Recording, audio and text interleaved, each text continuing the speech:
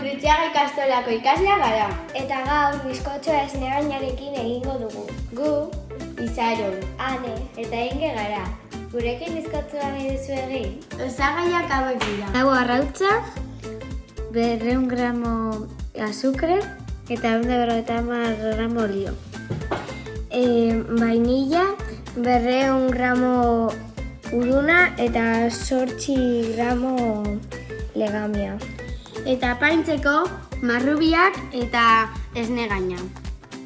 Hasteko arrautzak eta azukra nahastauko ditugu.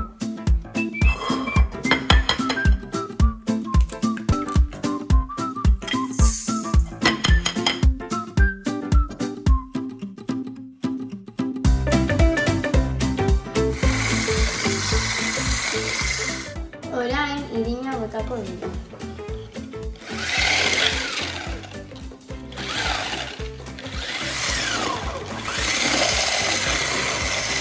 Legamia ere botako dugu.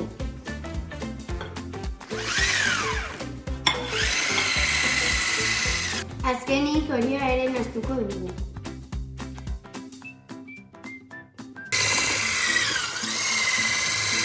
Behin dena nahastuta labera sartzeko prestatuko dugu.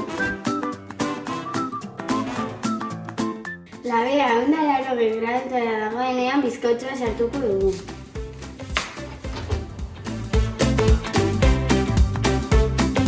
Eta 10 minutuz aurkinuko dugu labean.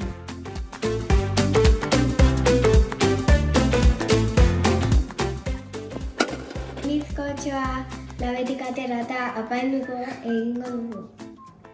Horretarako, esnegaina montatuko dugu. Eta marrubiak ere botako dizkigu.